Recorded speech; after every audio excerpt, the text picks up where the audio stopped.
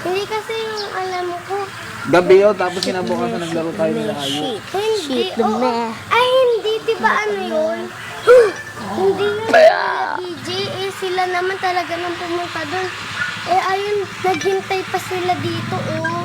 Ano, Darren? Hindi sila naghintay Darren, dyan. alam mo na, Ano sila, ano? na-break na. Anong na-break?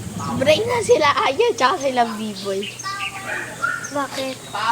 Hindi ko nga alam eh. Anong break Kasi, na? kasi Sila ang, mag-best friend? kasi ang kulit ni Ayi, nainis si B-boy, ayaw niya na maipagkita. Di ba, be? Paano mo nalaman? Sinabi sa amin nila Ayi, yung nasa ano, jeep kami. Tapos sabi ni Ayi sa jeep ko, may dumaan na bus. Ang lakas ng Anong GTA ito, JP? Chinatown? Chinatown ba to? Hindi ko alam. Paano? Sino naglagay? Ganyan si Ayi. Ang lakas kasi ng hangin sa pagdaan ng bus. Kayo din. Hindi, yung may dumaan, gumanyan ako. Kasi ang lakas ng hangin eh.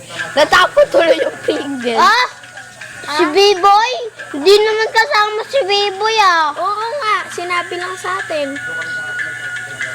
Tapos pumunta tayo sa Batangas nila Ayi. Oo. Kala ko papuntang ano na yun. Dito. Si Miato Doggy. Wala dun sa may ano. Doggy. Doggy Malapit bate. sa Luis, doon sila. Nasira yung ano, duyan. Kasi dalawa kami ni Ayi nagduduyan. Eh sabi ni Ayi. Sa Abyakaw. Sir! Sa Abyakaw yan. Sa Abyakaw. Pagka, Darrell, pagka ganito ni Ayi, biglang bumigay yung siso. Nahulog kami. Hindi ako nahulog. Hindi naman ikaw kasama. Ay.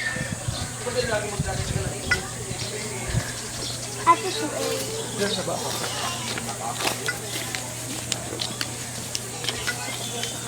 Di mo madumi sa silangan.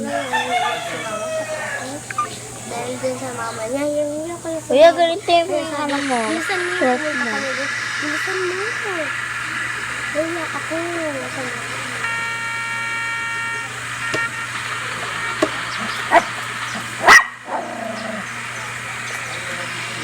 Please, let's do this.